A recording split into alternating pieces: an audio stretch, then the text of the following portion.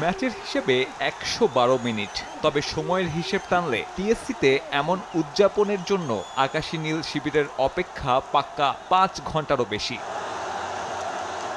এই ৫ ঘন্টায় কখনো ছিল কোটা সংস্কার আন্দোলনের উত্তাপ, কখনো বৃষ্টি, কখনো বা ভ্যাপসা গরম। অবশ্য এসবের কিছুই থামাতে পারেনি আলবিসেলেস্তে সমর্থকদের।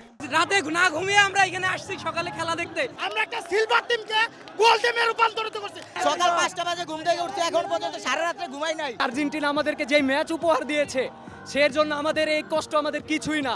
বছর তিনেক আগে যে কোপা আমেরিকায় শেষ হয়েছিল দীর্ঘ ২৮ বছরের অপেক্ষা, ফিনালিজিমা আর বিশ্বজয়ের পর আবারও সেখানে লিওনেল মেসিরা। আর জিতে না থেকে সর্বজয়ী আর্জেন্টিনা। ট্রফি ক্যাবিনেটে যখন উঠছে একের পর এক শিরোপা, তখন কিছুটা হলেও কি চলে আসে একঘেয়েমিতা।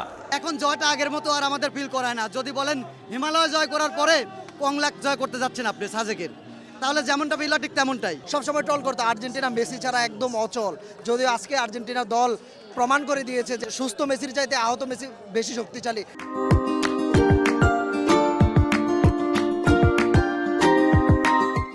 এই কয়েক বছরে 2টা কোপা, একটা বিশ্বকাপ, একটা ফিনালিসিমা।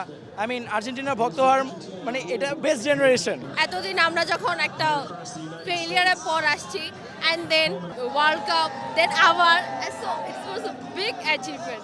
ফুটবলের আলোচনা উঠলেই দেশের সবচেয়ে বড় দুই সমর্থক গোষ্ঠীর অন্যটা ব্রাজিলের। আর্জেন্টিনার যখন চলছে অনন্তকালের মধুচন্দ্রিমা, তখন রাইভালদের নিয়ে বাড়ছে কেবলই হতাশা। ব্রাজিল থাকলে আমগুলোকে খেলাটা খুবই ভালো হইতো, ওরা গেছে বুঝছে খারাপ লাগছে। ব্রাজিলের তো কোনো খবরই নাই।